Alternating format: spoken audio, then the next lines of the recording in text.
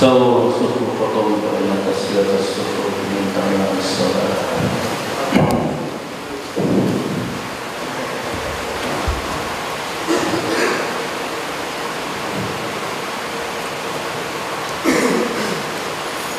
الله أكبر.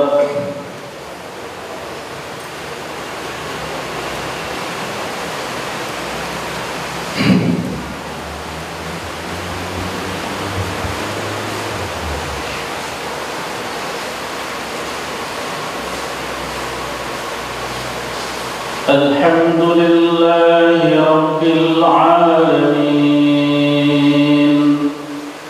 الرحمن الرحيم مالك يوم الدين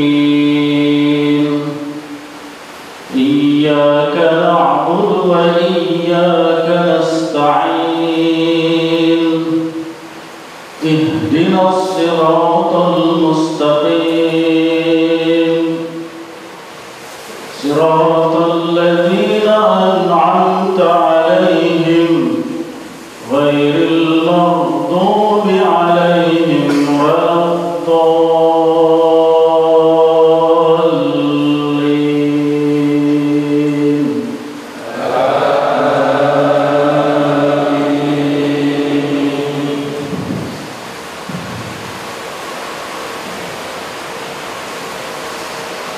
إن الذين قالوا ربنا الله ثم استقاموا تتنزل عليهم الملائكة ألا تخافوا ولا تحزنوا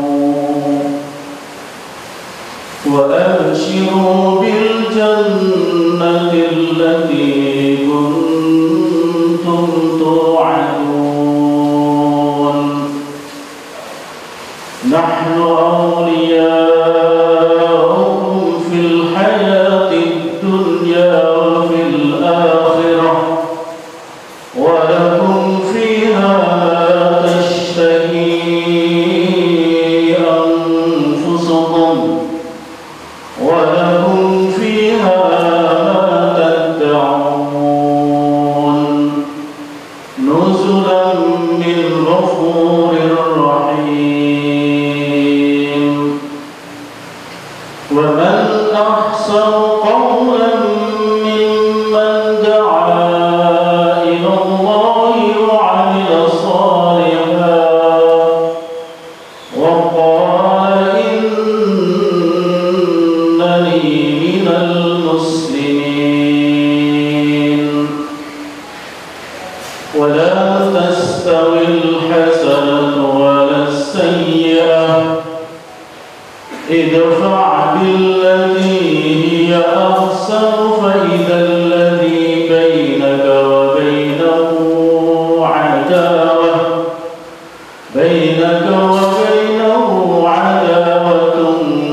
كأنه ولي حميم. فما يلقاها إلا الذين صبروا وما يلقاها إلا ذو حظ عظيم.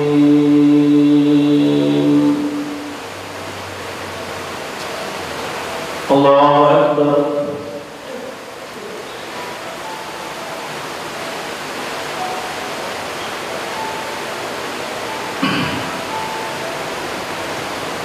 سمع الله لمن حمده.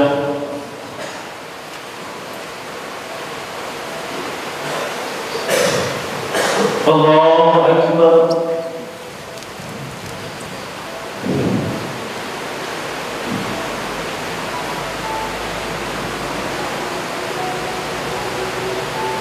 الله أكبر.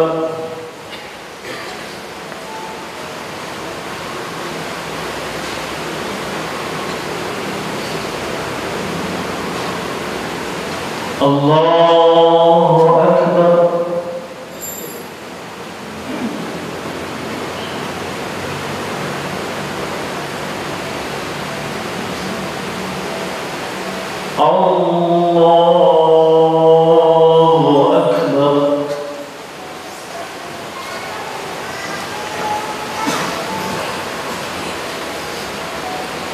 الحمد لله رب العالمين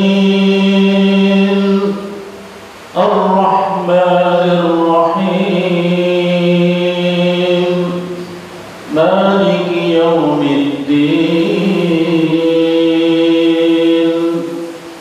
إياك نعبد وإياك نستعين اهدنا الصراط المستقيم صراط الذين أنعمت عليهم غير المغضوب عليهم ولا الضالين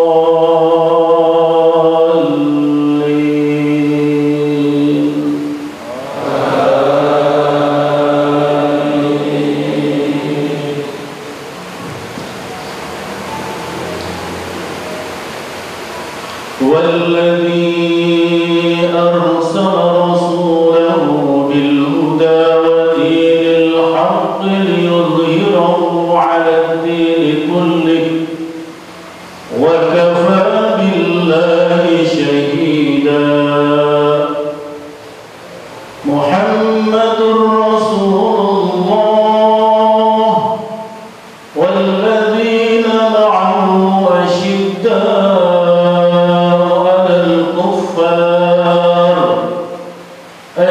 أشداء على الكفار رحماء بينهم تراهم ركعا سجدا يبتغون فضلا من الله ورضوانا سيماهم في وجوههم من أثر السجود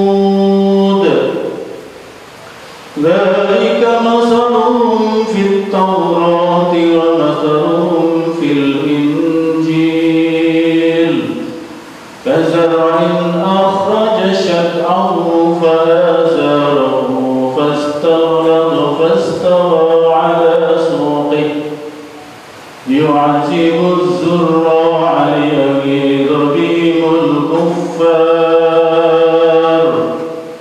وعد الله الذين آمنوا وعملوا الصالحات منهم مغفرة وأجرا عظيما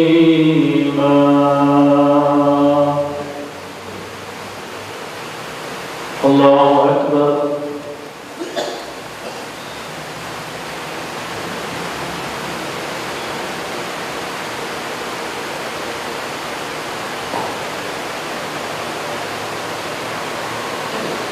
سمع الله لمن حمده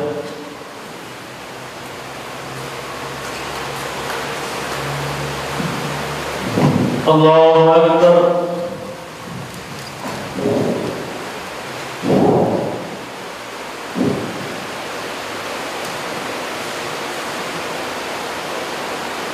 الله أكبر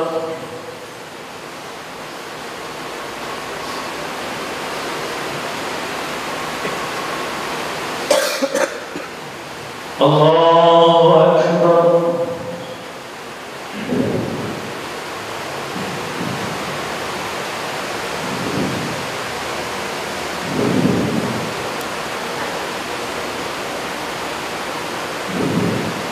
الله أكبر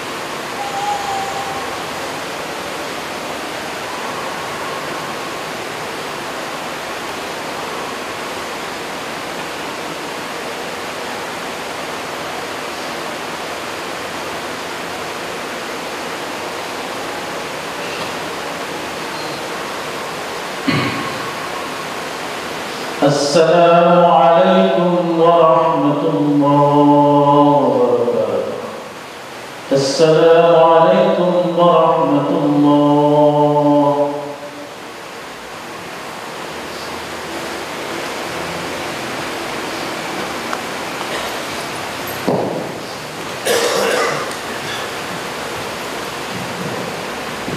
Assalamualaikum warahmatullahi wabarakatuh. Alhamdulillah haqqa hamdih.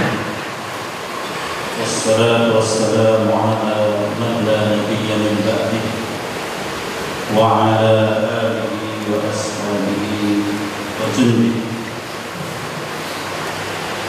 Amma ba'd. Ya ayyuhalladzina amanu taqullaha haqqa tuqatih wa la tamutunna illa wa antum muslimun. Ya ayyuhalladzina amanu taqullaha wa qulu qawlan sadida yuslih lakum a'malakum wa yaghfir lakum dhunubakum wa may yuti'illaha wa rasulahu faqad faza fawzan 'azima. Sidang jamaah subuh yang dirahmati oleh Allah, puji syukur kita panjatkan kepada Allah Subhanahu wa ta'ala. Pada pagi yang cerah ini, pada pagi yang sejuk ini, kita dibangkitkan kembali oleh Allah Ta'ala setelah dimatikan sementara.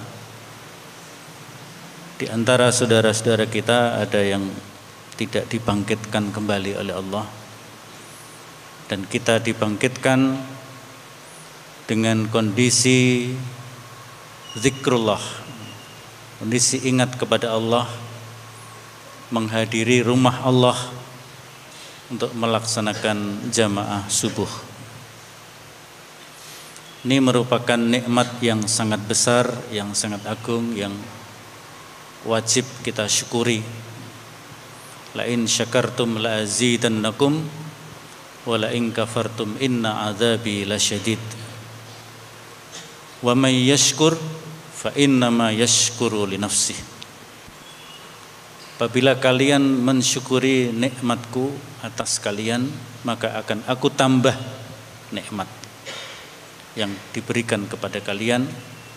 Wala in kafartum, kan tapi kalau kalian mengingkari,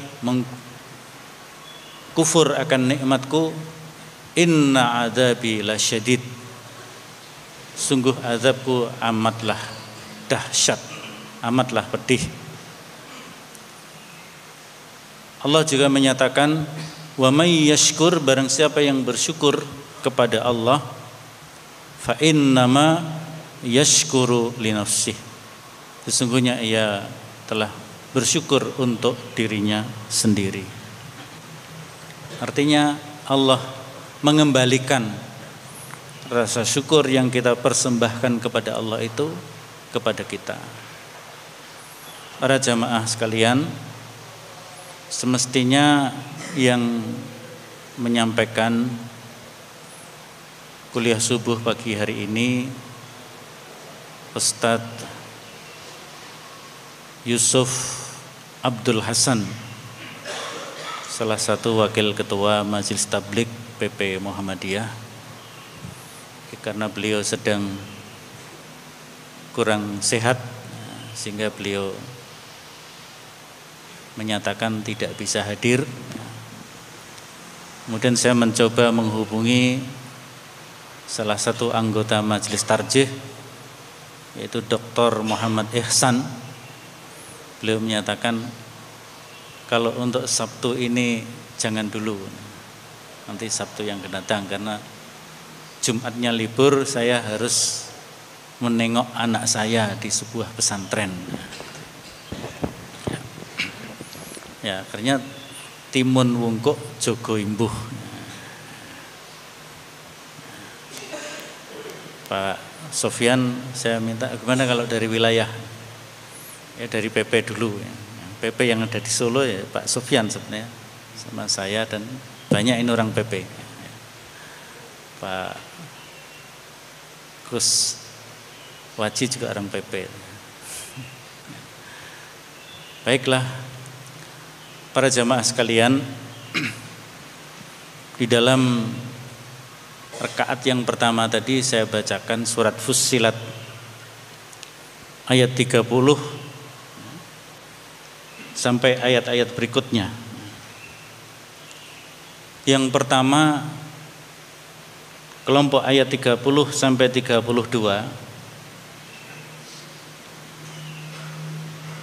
itu menekankan pentingnya sikap istiqomah.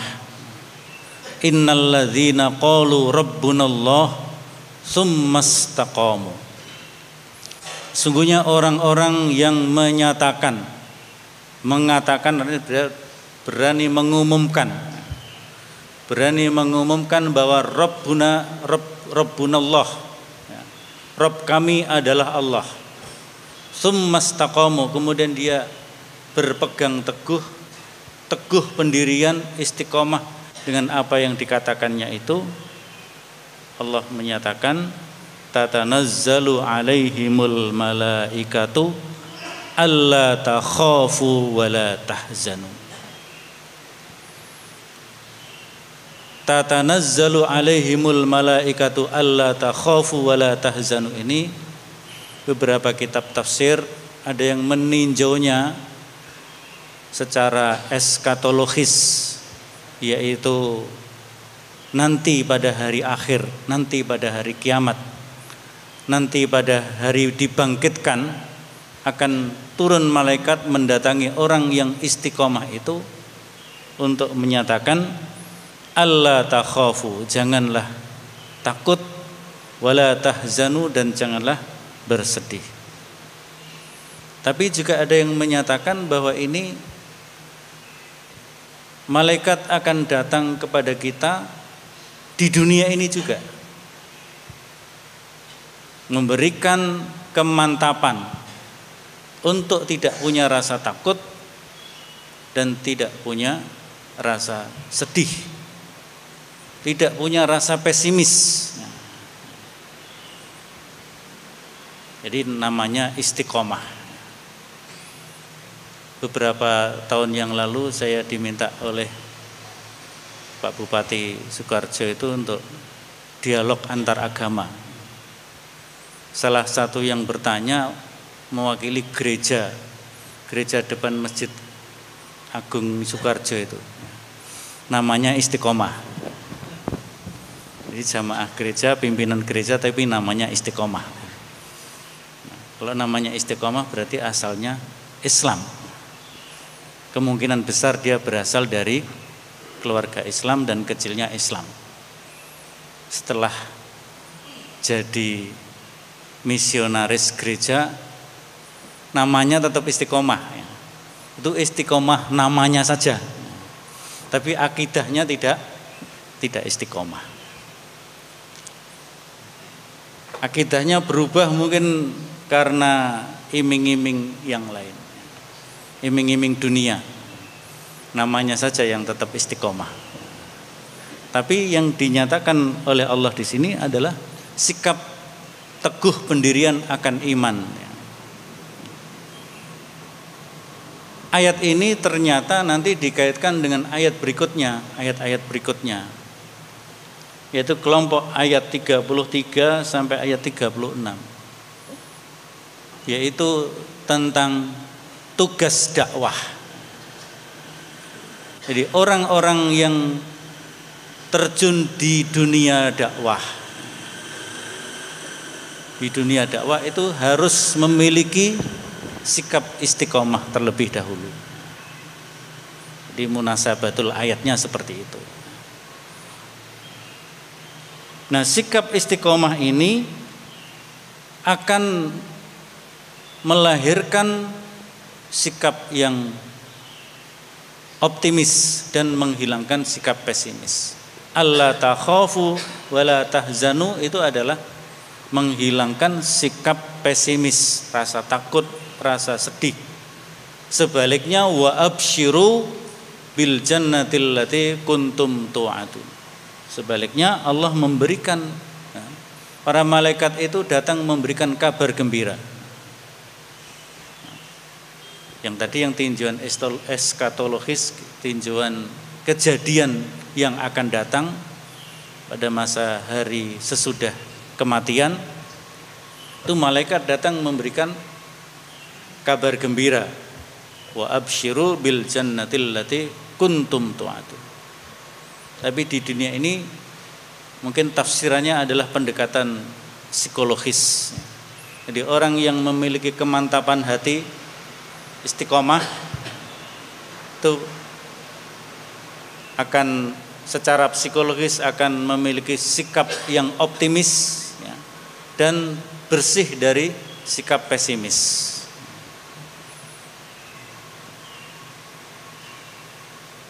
Ya, jadi seorang da'iyah, seorang yang bertugas, yang terjun di dunia dakwah. Kalau da'iyah itu tidak mesti maknanya mu'annas. Ya, da'i itu satu orang bertugas dakwah biasa. Tapi kalau da'iyah orang-orang yang betul-betul menekuni di bidang dakwah. Tapi bisa juga da'iyah itu mu'annas, da'i perempuan. Kalau di sini ada Pak Muhammad Da'i. Kalau Pak Muhammad Da'i itu artinya yang selalu mengajak. Tapi bahasa Jawanya da'i itu didadak iso. Seorang da'i itu harus didadak iso. Ya Pak Bambang. Para malaikat mengatakan nahnu auliyaukum fil hayati dunya wal akhirah wa fil akhirah. Kami para malaikat ini adalah auliyaukum, pelindung-pelindung kalian, teman-teman kalian yang akan mendampingi kalian baik dalam kehidupan dunia maupun kehidupan akhirat. Jadi orang yang istiqomah akan dibantu oleh para malaikat seperti itu. Walakum fiha ma tashtahi anfusukum. Dan bagi kalian, jadi sikap optimis yang diberikan oleh malaikat itu, mungkin rasa optimis yang ditanamkan kepada jiwa kita bahwa orang yang istiqomah akan selalu mendapatkan apa yang diinginkan, ma tashtahi anfusukum, apa yang kalian inginkan, walakum fiha ma tad'un, dan bagi kalian juga apa-apa yang kalian minta. Yang diinginkan, yang diminta akan dipenuhi oleh Allah dengan bantuan para malaikat ini. Nuzulam min ghafurir rahim. Semua pemberian, semua nikmat, semua yang diberikan kepada orang-orang yang mampu menjaga istiqomah tadi, menjaga keistiqomahan di dalam hidup. Pak Muslih itu tiap hari menanamkan jiwa istiqomah kepada para anggota WhatsApp grup WMS supaya istiqomah bermuhammadiyah. Nah, jadi namanya orang yang mampu menjaga keistiqomahan, bahkan mahasiswanya katanya digerakkan untuk hadir jamaah subuh dan wajib membuat resume. Nah, ini juga penanaman sikap istiqomah yang sedemikian rupa dilakukan. Nah, orang yang seperti itu akan dijamin oleh Allah dan malaikat-malaikat membantu, dan apa yang disediakan itu semuanya adalah nuzulam min ghafurir rahim, datang dari Allah yang maha pengampun lagi maha penyayang. Disediakan oleh Allah yang maha pengampun lagi maha penyayang. Kenapa di sini yang disebutkan kok maha pengampun dan maha penyayang? Artinya manusia-manusia yang sebenarnya sudah berusaha istiqomah itu pun sudah memantapkan hati di dalam Islam, di dalam iman, masih saja ada gangguan, ada godaan, sehingga masih saja bisa melakukan kesalahan-kesalahan. Ya karena manusia. Annasu nasin, dari kata nasya. Nasya itu artinya lupa.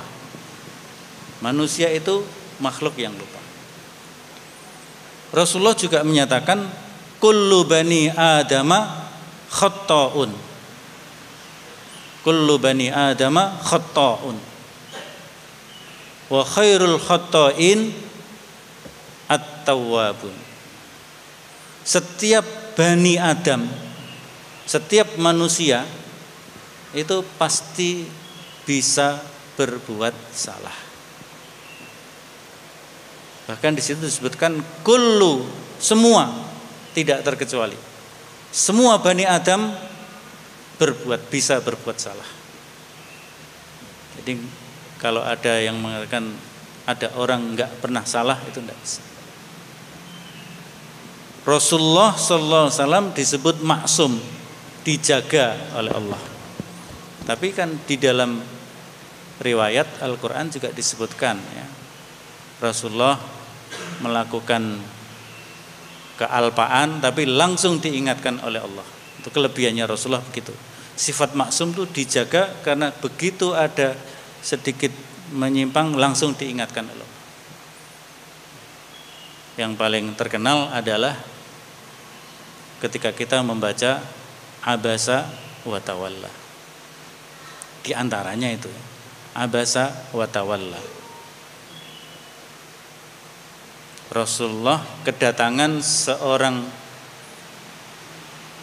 tunanetra, yaitu Abdullah bin Ummi Maktum, mau minta nasihat kepada beliau. Tetapi beliau sedang bercengkrama kepada kaum elit Quraisy. Dia bercengkrama kepada kaum elit dengan harapan kalau orang-orang kunci ini bisa diislamkan, didakwai, maka dakwahnya akan lancar. Harapannya begitu. Sehingga ketika ada orang tunanetra datang, beliau abasa, bermuka masam, wa tawalla, dan berpaling, memalingkan muka, tidak mau gubris.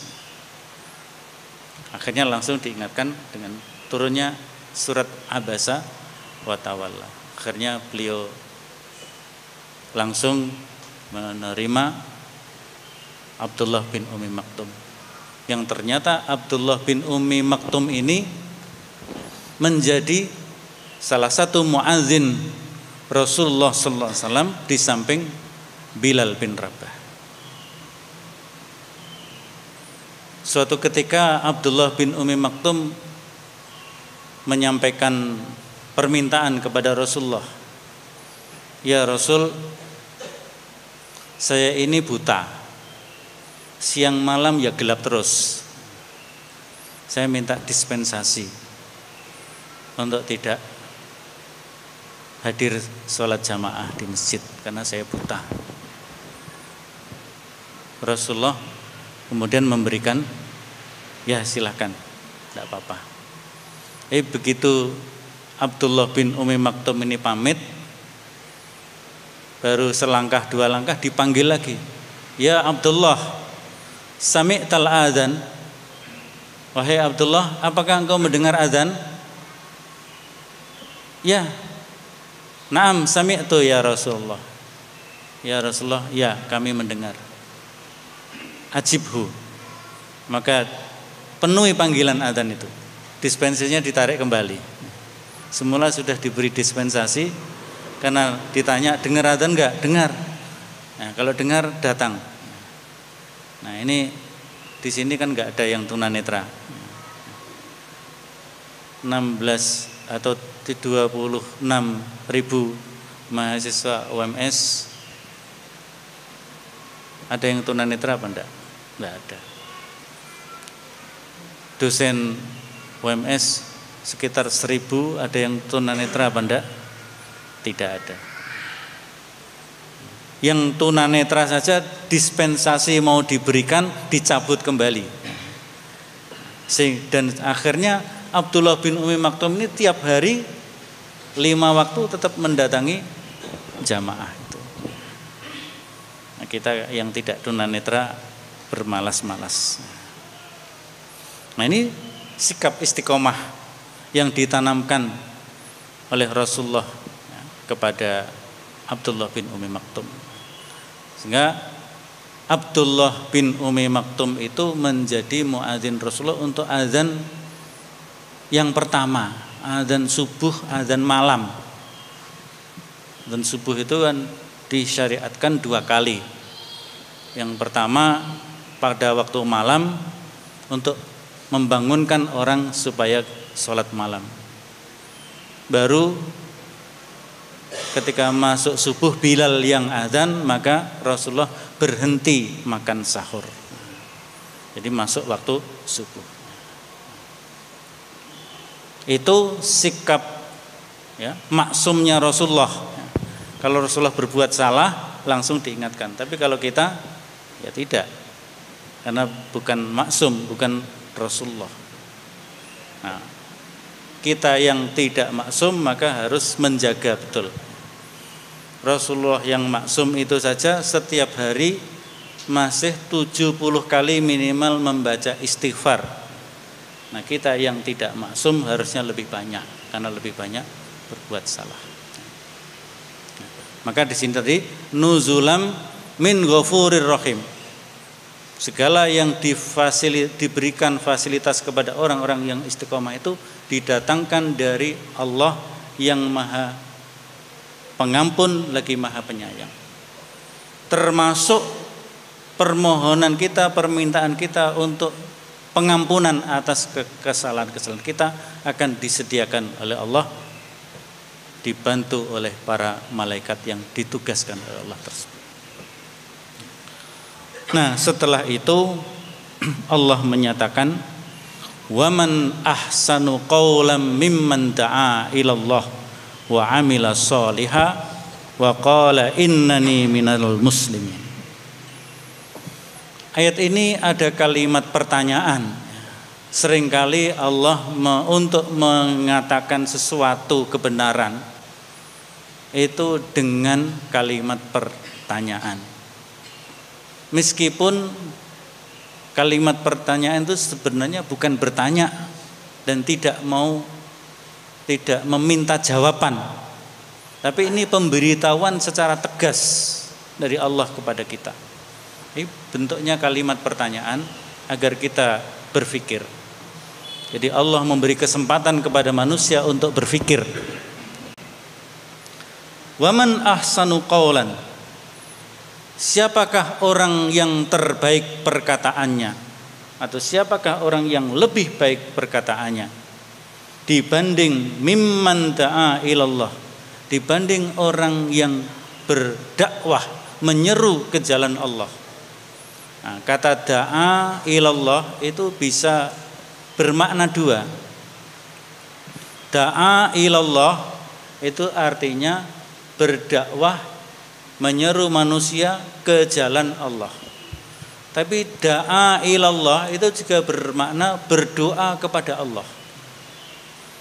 Artinya di sini dakwah itu di samping usaha keras kita dengan menggapai berbagai keahlian di dalam berdakwah. Yang ahlinya ceramah ya ditingkatkan profesionalitasnya di dalam ceramah, maka ada ahli dakwah dengan ceramah. Yang ahlinya bidang-bidang yang lain, dakwah lewat pertanian, dakwah lewat ekonomi, dakwah lewat kesehatan dan sebagainya, ya ditingkatkan. Kita sudah berusaha dengan berbagai macam keahlian di dalam berdakwah itu tetap harus didampingi dengan doa kepada Allah. Ya begitu. Ada da'a ilallah itu mengajak ke jalan Allah, tapi da'a ilallah juga berdoa kepada Allah. Artinya bahwa dakwah itu harus diikuti, disertai dengan doa kepada Allah. Kita doakan orang-orang yang kita dakwai. Kita berdoa kepada Allah agar lisan kita dilancarkan dilancarkan untuk menyampaikan peringatan kepada manusia, dan kita doakan manusia agar dimudahkan untuk menerima tazkirah dari Allah Subhanahu wa taala. Karena yang mampu memasukkan hidayah kepada jiwa manusia itu ya Allah sendiri.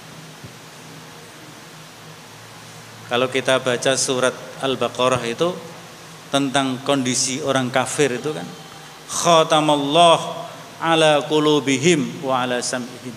Sehingga ayat sebelumnya sawa'un alaihim a'anzartahum am lam tunzirhum la yu'min. Apakah kalau kita sudah disuguhkan informasi karakter kafirin itu kemudian dakwah berhenti? Kan tidak. Allah sudah menyatakan orang kafir itu sama saja diberi peringatan atau tidak akan beriman. Apakah kalau sudah begitu dakwah berhenti?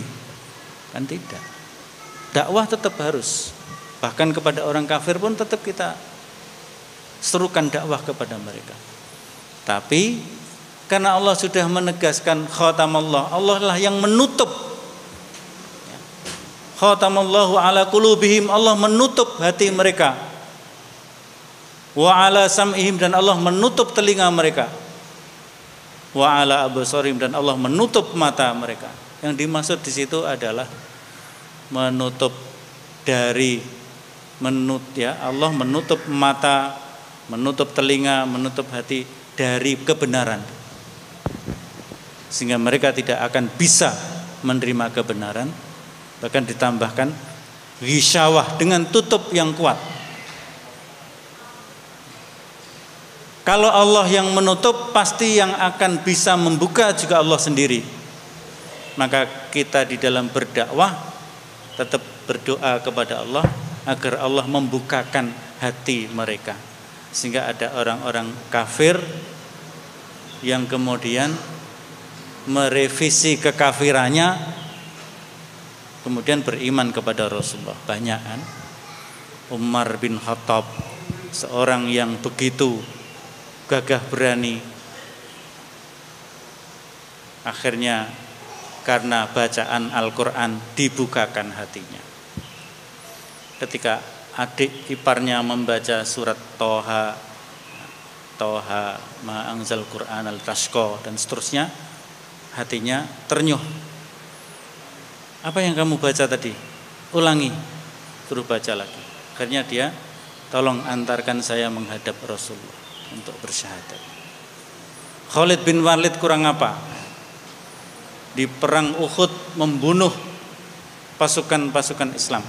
Akhirnya beliau dibukakan hatinya oleh Allah, menerima Islam dan berbalik menjadi panglima, menjadi asadullah, singa Allah. Itu karena Allah yang membuka. Sehingga meskipun Allah sudah menginformasikan orang kafir tidak akan bisa beriman, diberi peringatan atau tidak, tugas dakwah tidak berhenti. Tugas dakwah tidak berhenti. Maka di sini memerlukan beberapa persyaratan.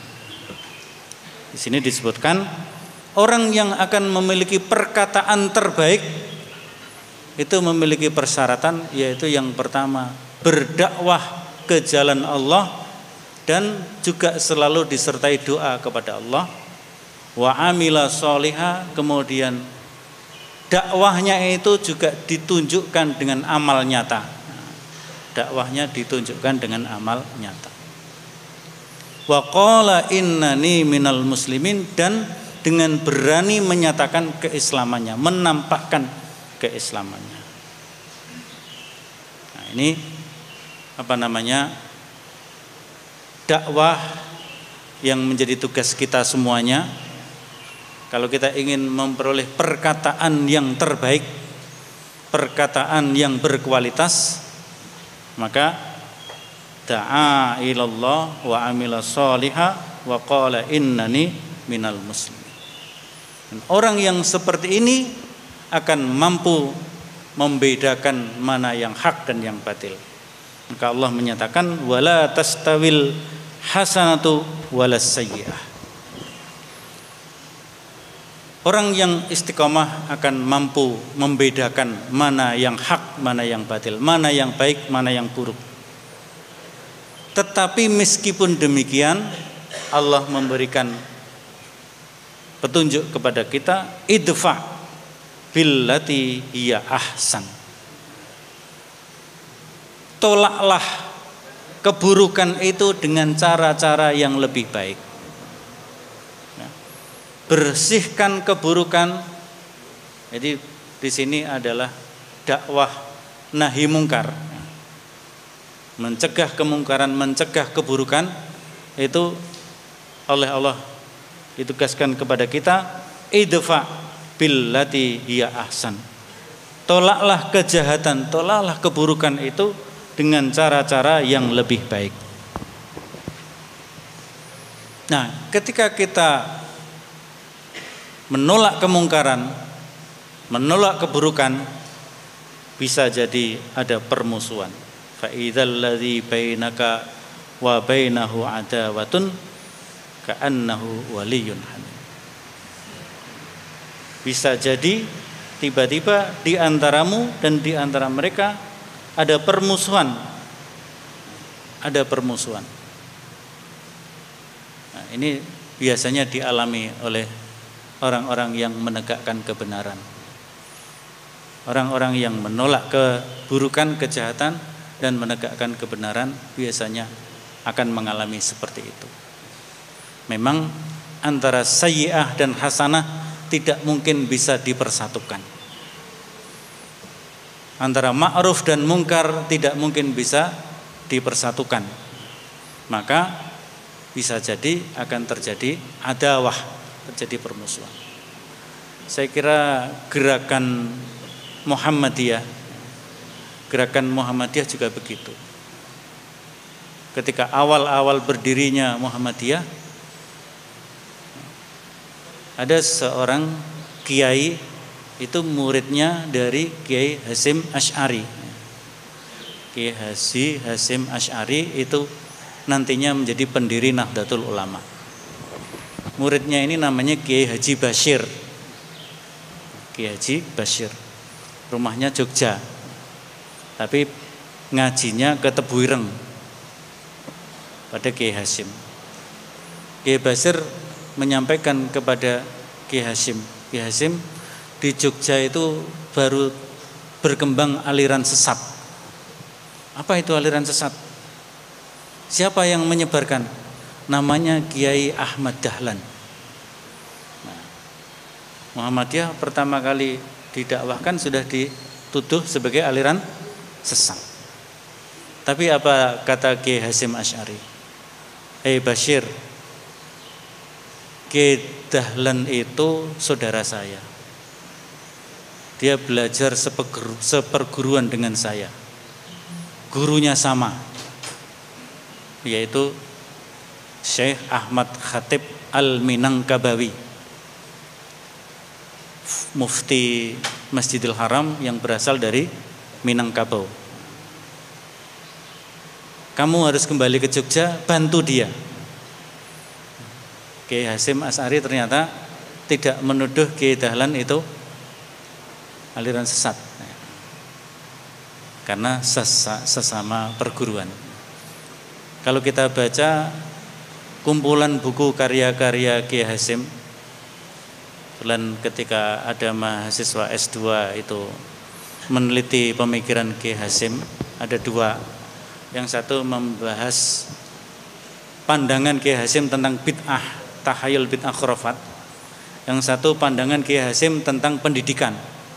Ternyata semuanya ada di dalam buku tebal segini ini, kumpulan tulisan Kiai Hasyim.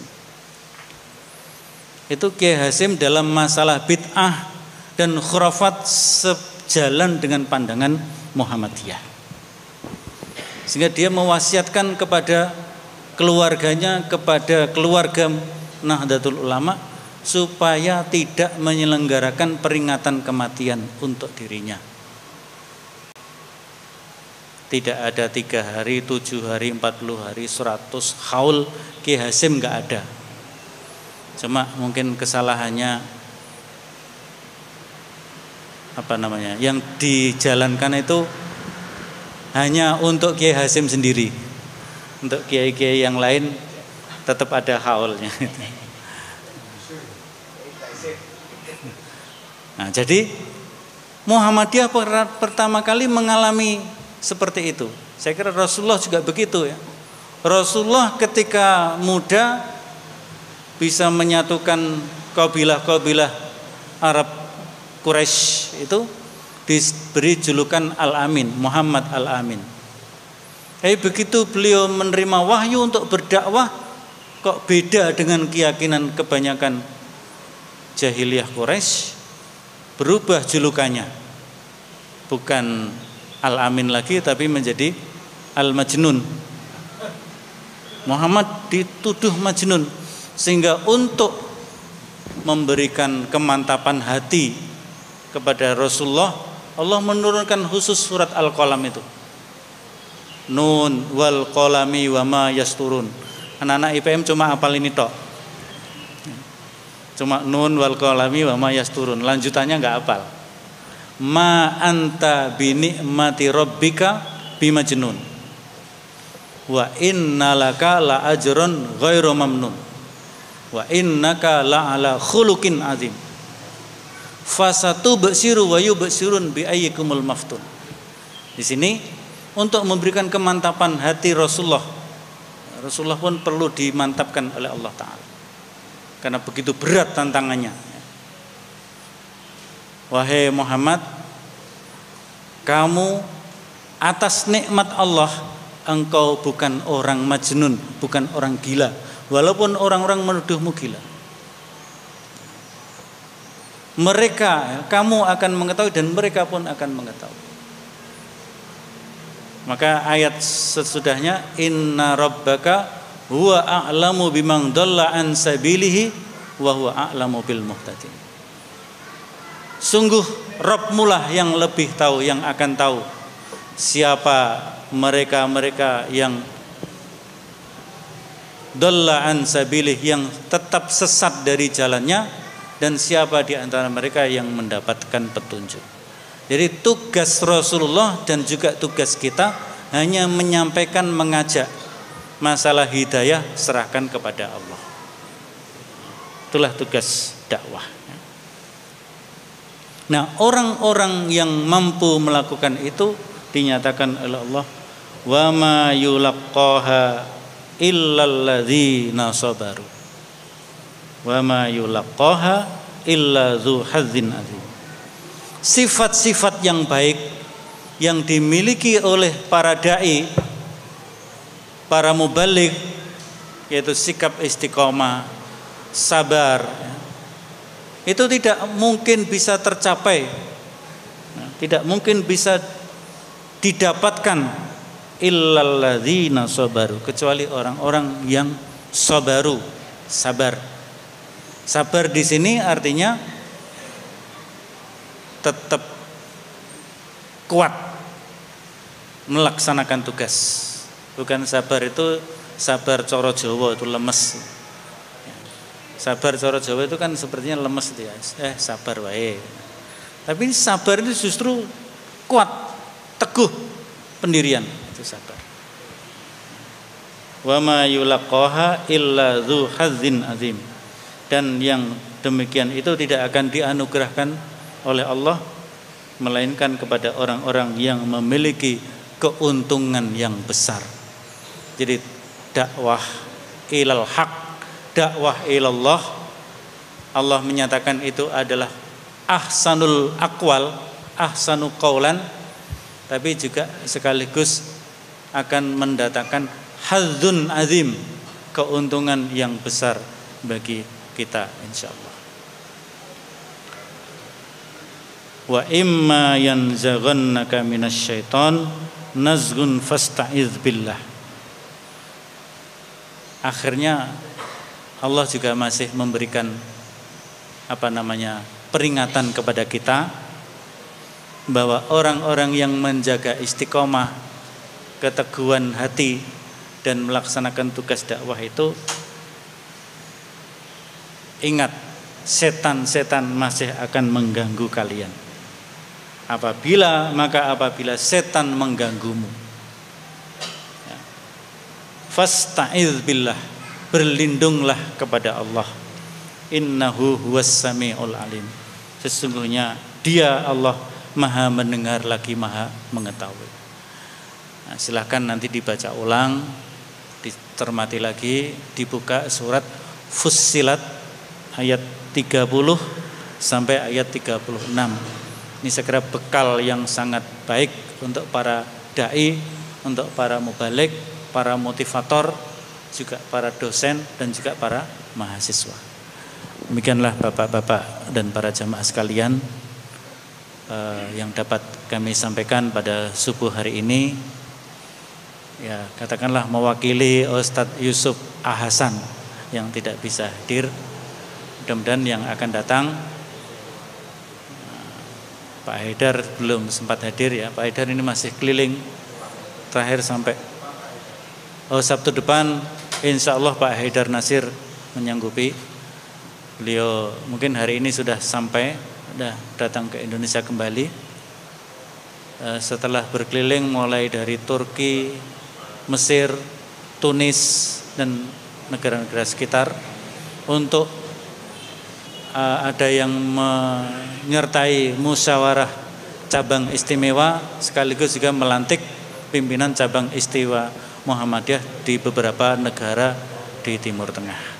Aqulu qauli hadza wa astaghfirullaha li wa lakum. Wassalamu alaikum warahmatullahi wabarakatuh.